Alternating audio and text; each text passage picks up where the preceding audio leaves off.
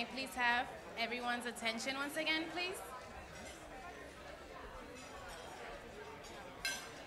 Yes. So, I am truly honored to introduce our first speaker and host for today's graduation event, the President of Northeastern, President Joseph Aoun. I would like to recognize President Aoun's commitment to opportunity for all students. With his leadership, this program is possible. Thank you.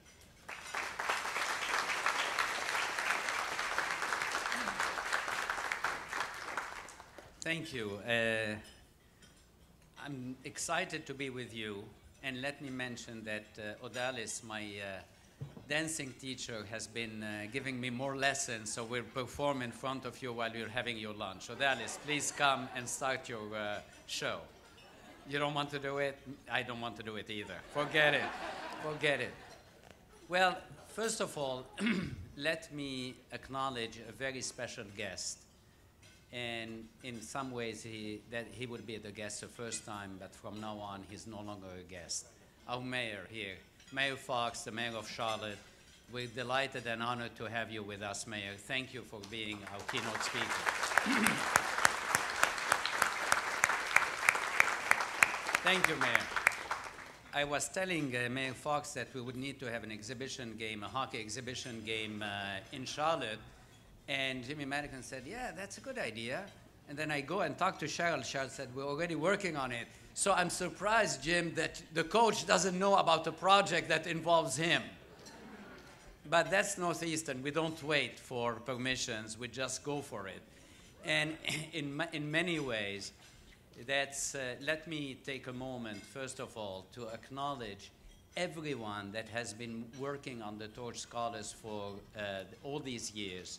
I'm talking about Philly Mantella and her team that have conceived this project. I'm talking about each staff member, each faculty member that has been involved in it. But I'm also talking about the donors that shaped it. Let me remind you of the history of the Torch Scholars program. You know, the university morphed. The university is a living institution. And at the same time, the university wants and wanted and remains committed to its roots. And our roots are very simple. Higher education and Northeastern are there to provide opportunities. And somebody said, a trustee, when challenged us and said, you know, how are we going to remain true to our roots now that the university has moved so much over its history? And then the Torch Scholars program was started. But frankly, if I take you back to the beginning, you should have seen my colleagues, and you should have seen me too afterwards, because we were all scared. We were all scared because essentially we realized that it was an enormous responsibility. And what we wanted to do is deliver. But little did we know that, in fact, it was one of the easiest programs that we ever conceived of. It's still a unique program in the nation. And why was it easy?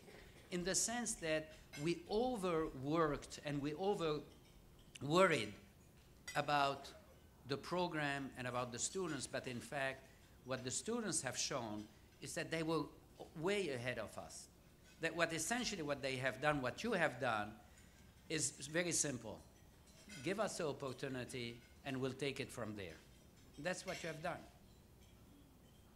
You know, Ted English was telling me, look at Glennie. I knew her when she was in high school, and look at the transformation. But each one of you has changed. You transformed yourselves, but in fact, you transformed us. Not only with my dancing partner here, but at all levels. At all levels. And the results are phenomenal. And the results are there to remind us that our obligation and our mission is to provide opportunities and move out of your way.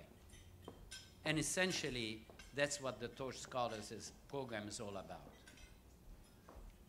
It is unique in the nation. And I keep saying that every year I'm hoping that this will change. Because I'm hoping that other universities, other institutions adopt this program. When we started, and you remember that, Philly, we talked to other colleagues, to other presidents, to other administrators in other universities, and they said, it's a good program. But, we don't know where you're going with that, and we don't know what the outcome is. And now, thanks to you, to each one of you, we know what the outcome is.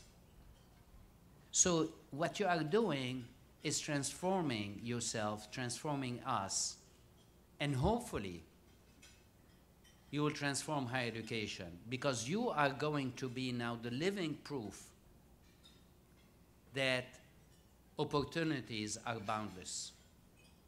And once you have the opportunities, all we need to do is move out of your way. So thank you for doing that. You are terrific, but also, let me tell you, you are a lot of fun. You told me that, in the original version of the video, you were crying. And then let me tell you something. It's true. You said, I'm glad that you chose to edit that out.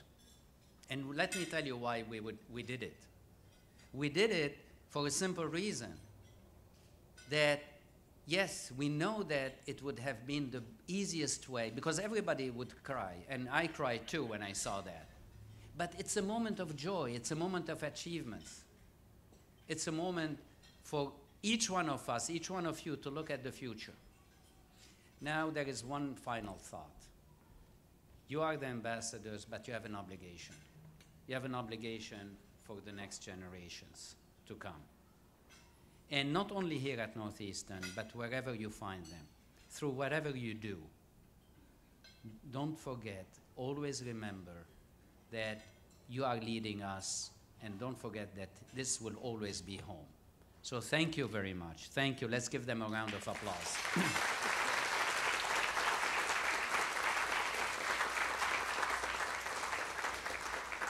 It's my pleasure now to introduce Ted English, a trustee and a believer in the Torch Scholars Program. He believed in it from day one. Maureen and Ted invested in it, but invested not only their resources, but their passion. So, and Ted is going to be now the speaker talking on behalf of the university. And Ted, without further ado, I'm going to ask you to come to the podium next to me. And be here. I would like to take this opportunity before Ted starts to ask all the donors who have contributed to the Torch Scholars, faculty, staff, trustees, alumni, friends, to stand and be recognized. Thank you. Thank you. Thank you. Thank you. Thank you. Ed? Now, I have to tell Philly to stop putting me after Joseph when there's an opportunity to chat with folks. I'm not quite as glib as Joseph, but I will do my best. I want to thank the President, thank Mayor Fox, who I just met earlier, for coming here today, and we'll be anxiously listening to what he has to say. And I just want to call out just specifically, because it's really neat that Glennie opened up this show. I met Glennie at the old Noonan Business Academy, I think it was at the time, which is now, which was formerly Dorchester High School. It went from Dorchester High School to Dorchester Academy to the Noonan Business Academy to now Dorchester Academy.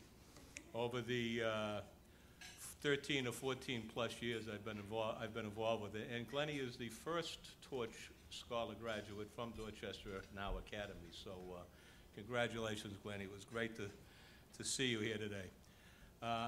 And the reason I got involved with Torch is it kind of brought me back to my roots. When I came to Northeastern, I graduated here in 1976. And every one of my classmates were first-generation college students. Maureen, my wife, is a first-generation college student. And most of the people that we went to school with were first generation. Very few people were sons and daughters of college-educated folks. We were mostly blue-collar people, all commuter students in those days. And I got involved with Dorchester High School back in the late 90s because a friend of mine who I worked together as a stock boy in Filene's basement, believe it or not, had turned out to be a teacher there. And I met him at a Christmas party some 35 years later. He goes, "I'd love you to come in and talk to my business class." So I went in and I talked to the business class, and I was hooked, you know. I mean, I saw these students in difficult situations at home and in the environment that they were in, even at school, really working hard, trying to get an education and trying to separate themselves and do something a little bit different. So I actually spoke with Philly. I was looking for an opportunity to do something with the school. And I spoke with Philly, and I said, boy, wouldn't it be great if we could find a way to have a pathway for these students at Dorchester High School and other high schools like that around the city and around the country, to have a pathway so they can at least think about and aspire to go to a four-year university. And Philly goes, "It's funny you say that. Well, I'm working on a program just like that right now." So that's how I got involved with Torch. Maureen and I got involved with Torch early on. You know, we're big believers in this program. It is truly uniquely Northeastern. It is what Northeastern's roots are all about, and it's what a Northeastern education is all about. And I sit and I marvel at Glennie and all the graduates here, and I just see where they were and where they've come to, and now where they're going.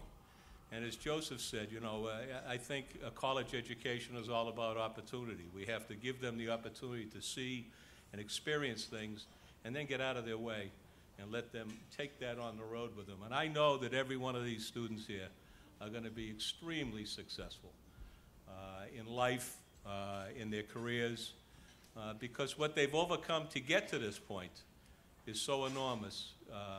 And I'm just proud to be sitting at a table with a couple of Torch graduates and to have known everybody. This is my favorite program to invest with. Maureen and I talk about it all the time.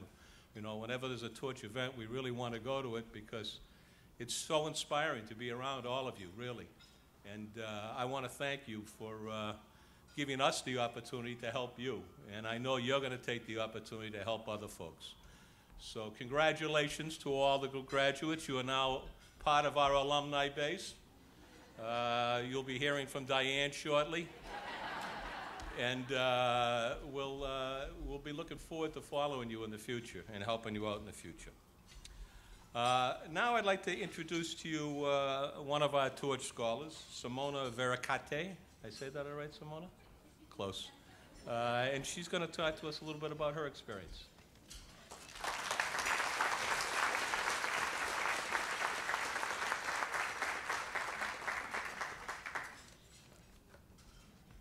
Thank you, Ted. Some people talk about those aha moments in class when the light bulb goes off by a particular idea or problem. My aha moment was when I was faced with a complete failure and lack of options. I remember staring at a rejection letter from every single high school in New York City, except for one, the one that had to take me due to a state mandate. I had skipped most of my A grade because I simply fell into being a statistic, a school dropout at age 13. I saw more value in my job as a custodian on the weekends than I did in going to high school. I just didn't see my place in the classroom. But then I looked at my options. Friends in jail, on the street, in gangs, dying, and instinctively I knew to run. And instead of running away, I chose school, even if it was the only high school in New York City that would take me. Ironically, it is only because I confronted my failure that I was able to move forward and chef my tough girl attitude that I was able to become who I am today, a fighter for social change rather than a fighter for my own self-preservation. I came to this campus with a little bit of an edge, a girl from the Bronx with something to prove, that I could make it. However, when I arrived at Northeastern, I was not a scholar. The statistics say that 50% of the first-generation college students don't graduate in 6 years, and 75% of us don't graduate in 4 years. So where did that leave me? I was faced with the impossible, and I desperately did not want to be a statistic. What I didn't realize 5 years ago is that I will be a part of the program that will engage, challenge, and inspire its students to graduate, a program that surpasses the odds in every way. Torch encompasses what it means day in, day out to persist, the grit, the grind, and the sacrifice every level, personally, academically, emotionally, and professionally. Torch has unveiled and fostered in me a great sense of courage. In 2007, I was named a Torch Scholar over more than 500 students across the country before I earned the title Torch Scholar. The moment I became a scholar happened much later, and only after I finished my freshman year of college. I felt far behind in school material, coming from an underprivileged high school, after a year of feeling behind in classes, seeking extra tutoring, and lots of mentoring. I recognized my potential among a room of full Northeastern students. I finally felt confidence in my intellect. I found my voice, knowing I could learn and compete at high levels of achievement at a top-ranked university. I began to make sacrifices. I learned how to balance 3 jobs, classes, service, and little of sleep. I earned dean's lists consistently. I was hired as a tutor to help other students. I had made it. But what about the Torch part? What made me a Torch Scholar? I can say without hesitation what the program saw in me. Unlike any other program, I was not defined by my GPA or SAT scores. I was recognized for who I was at my core, even deeper than my status as a low-income first-generation college student from the Bronx. The program recognized me for my leadership potential as a student-athlete, a translator, a wage earner for my family, as a survivor, and a girl who knew how to make something out of nothing. I was more than a math equation. I was a human being who had a lot of potential, but lacked the resources to make it on her own. My 10 graduating colleagues in Torch 2 class share the same common theme. We are each resilient. We are leaders, achievers at high levels, producers, founders of nonprofits, and dreamers. We have survived great odds, but without Torch and its support network of donors and mentors and our families, we would not be here today. My story starts in Lithuania, and before Torch, I thought it ended in the Bronx. Now, with my education, I have a vision, a world beyond my neighborhood and a drive to affect change globally. At Northeastern, I have achieved more than I ever dreamed of. I studied abroad in Australia. I served in the Dominican Republic with Drive, a global organization that I co-founded with my fellow Torch Scholars to provide resources to those in need. I was selected to present at the World Forum National Conference for advancing the global movement to better the lives of children. And I worked for Cambridge Police Department and criminal history boards as part of my criminal justice major. I had the opportunity to serve on multiple alumni boards, including Jeter's Leaders and Summer Search in New York City. My accomplishments would not have been the same if Torch did not take a chance in me. The program invested in me and had been every step of the way saying, yes, I can accomplish anything that I put my mind to. For this, I have earned my distinction as a Torch Scholar. One of the most powerful things about the Torch Scholars program is not just the fact that tomorrow I will hold in my hands a bachelor's degree from a prestigious university. It is more importantly the fact that although I was a first-generation, low-income student when I entered Northeastern University, 5 years later, I will graduate in a different social class. Torch is more than a scholarship. It's a transformational experience. I didn't know what it would take for me to sacrifice to get here, standing before you as a graduate of Northeastern University and Torch Scholar. But I do know what sacrifices I will make in the future to broaden my impact as a Northeastern graduate. I will take my gift and transform the lives of others. Torch is not just about 10 of us graduating. It's about each class of graduates taking our expanded worldviews and sharing our experiences with others, impacting our families and communities, one scholar at a time. Thank you.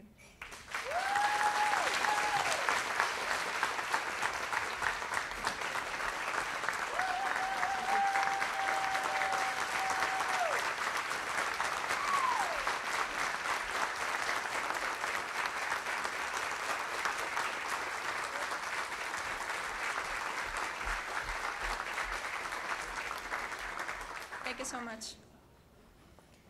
And now,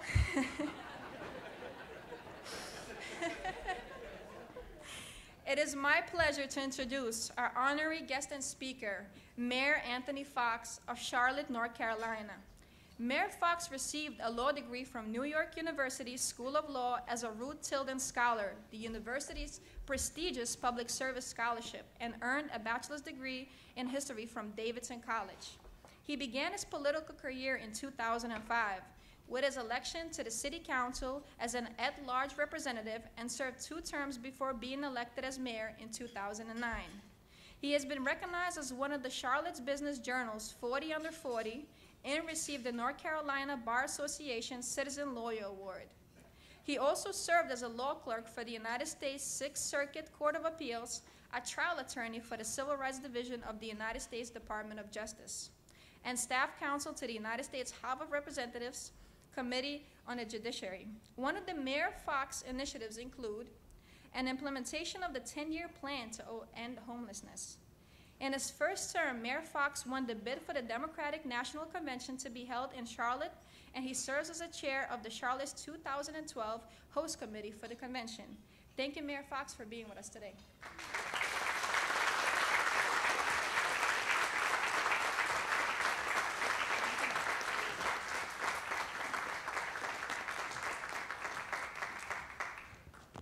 Good afternoon. It's great being with you, and let me tell you that, Simona, if your career as a social change agent ever leads you into politics and I end up running against you, I'm going to throw in the white flag, my friend. I don't have a chance. Very good. We're very proud of you and very proud of all the Torch Scholars. To President Joseph Aoun and to the administration, to Ted and Maureen and all of the benefactors of this wonderful program, and to the Torch Scholars yourselves and to your families and supporters. I just want to say I am blown away by the Torch Scholars program.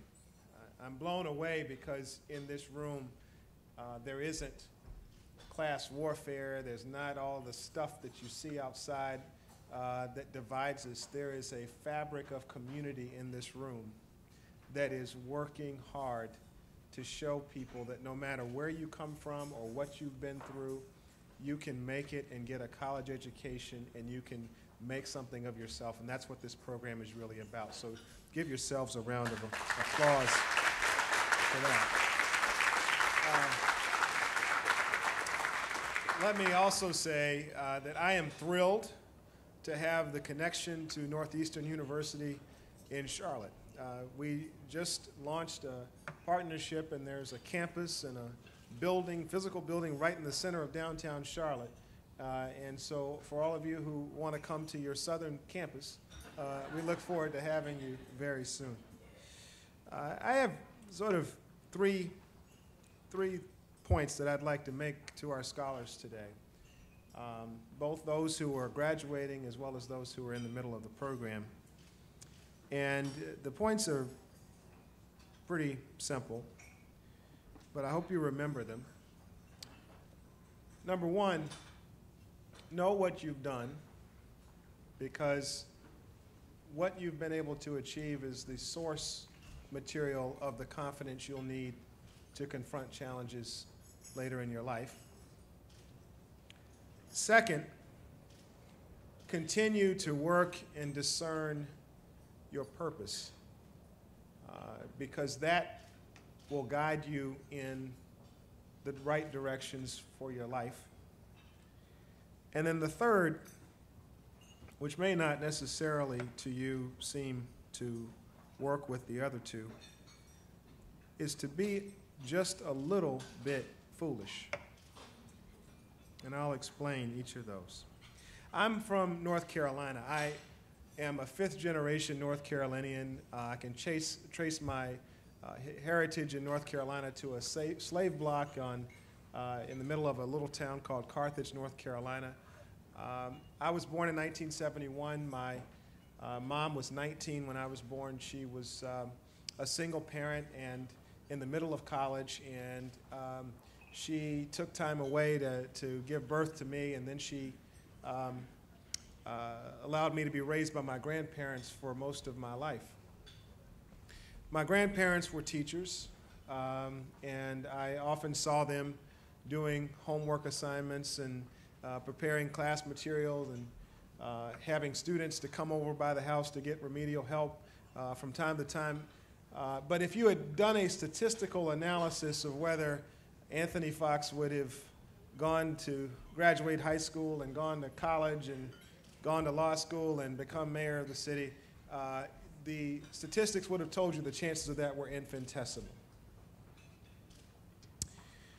And what I learned in the course of growing up was that one of the most important things you have to do is just stick with it. I went as a 12-year-old to a museum that had just opened in Charlotte. It was a wonderful museum, and they had volunteers that showed people around, and I wanted to be a volunteer, but I was too young. But I didn't listen to the rules and regulations at the time. I just went into the museum one day and started working. Someone came and found me after about an hour of work and said, "What is this kid doing in this museum? Why in the world is this kid here?" So I ended up in the executive director's office, and she started to ask me questions about what I was doing and why I was there. And she said, "You know, you're too young to do this, but because you've shown such initiative, I'm going to let you be a volunteer." And I learned something that day about just making the future happen by the decisions you make today. My point in saying all that is that nothing has been easy as I've come through, and I'm sure that's true of many of you. But what gives us confidence about taking on challenges in the future is what we have accomplished in the past. That's the source material of your confidence, and you should know that as hard as it's been some nights to stay focused on studying because things have been challenged at home, or how hard it's been to be able to balance all of the various things, or even to walk through doors that no one in your family could tell you how to walk through, that is what makes you take on the next challenge and gives you confidence that you can do it. So know what you've done. Second, discern your purpose. I can't tell you how to find your purpose in life. But what I can tell you is that your purpose isn't what job you have, or what kind of car you have, or what kind of computer you own. It's not what you have. It's not an occupation. It's what is in your core, what motivates your thinking and your behavior and your choices. In my own life, I told you that my grandparents were teachers, and they were always helping people. And I grew up almost by osmosis believing that my job in life was to help people. It's what drove me to go to law school. And I was in a law firm for about 4 years, arguing motions and doing depositions and going to trial occasionally, representing one business, fighting against another business. And I started to question whether that was actually helping people or not. And so in 2005, I made a decision to spend part of my time serving on the city council in Charlotte and part of my time practicing law. And when I got through the 4 years of that in 2009, I was actually at a fork in the road. I literally could have either left politics and gone back and practiced law full time, or I could have stayed in politics and left the law. And I had to make a decision based on what my purpose was. And I decided to stay in politics. And that leads me to the third point, which is to be just a little foolish. When I ran for mayor in 2009, no one in my party had won that office in 22 years. And I didn't have great fame or wealth, but I did have a heart for serving people. And I ran this campaign that was a kind of an upstart campaign and won by 3,500 votes. And in the last 3 or 4 years, we've been able to do some remarkable things to serve out that purpose, including implementing a 10-year plan to end homelessness, to bring the unemployment rate down in the city for the last 3 or 4 years, to have the lowest crime rate in the city's history, and you go on and on. But the point is if I hadn't stepped out in the first place and discerned my purpose and made the choice, and if I hadn't just been a little foolish, I never would have been able to make it. You have the world at your feet right now. The choices that you're making today don't lock you in for the rest of your life, but you are starting along a path where these choices will add up to connecting dots along the way. My hope for you is that as you discern your purpose, as you remember what you have accomplished here on this campus, you remember these wonderful teachers and these wonderful administrators and these wonderful people who may not have known you when you walked in the door, but who took you in just like you were family. I hope that you're able to pass on a little bit of that to someone else. I know that's what Ted and Maureen want you to do. And I know that's what your president wants you to do, and your families too. So I'm very proud to be here today. I really hope that you all have a wonderful graduation ceremony in the next couple of days. But mostly what I hope is that as you live your lives, you're true to the experience that you've had in your lives and right here at Northeastern. Congratulations, and keep passing on the torch. Thank you.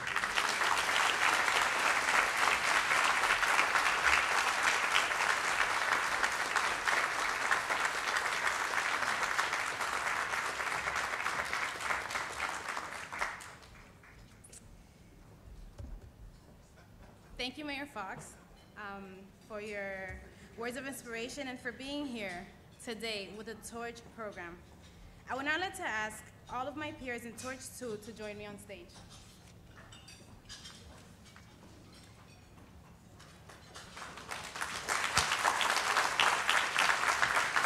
I believe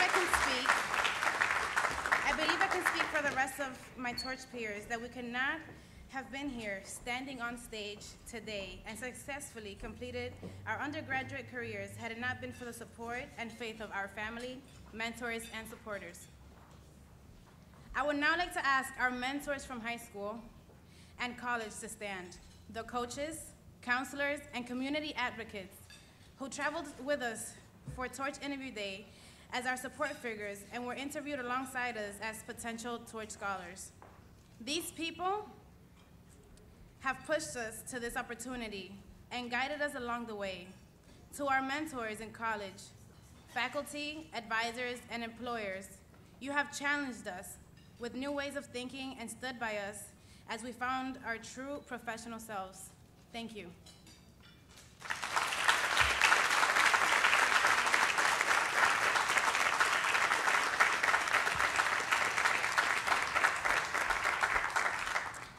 It is now my pleasure to invite Dr. Philomena Mantella to join Torch 2 class on stage.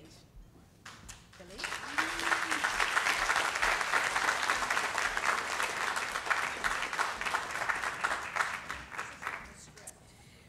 More than a senior vice president, Philly to us is a role model, a leader, and a true visionary. She was brave enough to believe in us before this program even existed, and even before we were able to believe in our true potential. As one of my Torch 2 scholars has expressed, Philly, thank you for being willing to take risks. You have changed my life and the lives of countless students forever by providing the means for us to follow our dreams. Simply put, without her, we would not be here. Thank you for giving us a chance to be scholars and experience the world. Where are you, Philly?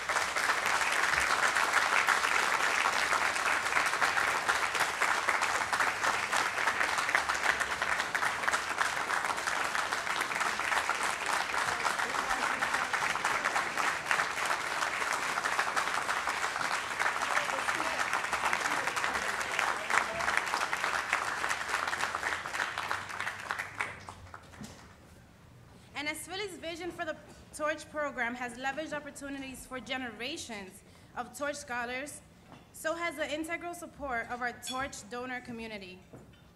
To our Torch donors, if you can please stand. You are donors and teachers. You have taught us to be emerging philanthropists and leaders in the community for the work we are doing now and for the work we will be doing in the future. Thank you to the donors in this room and to the supporters who cannot be here with us today.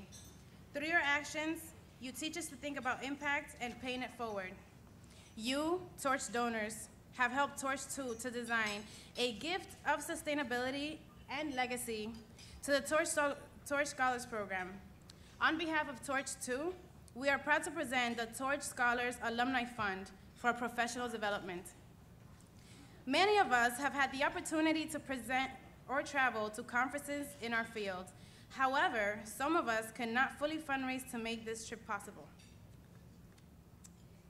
It is our hope that with this gift and establishment of the Torch Alumni Fund, we, as Torch alumni, will work together across classes to make professional development opportunity possible for younger scholars. Thank you.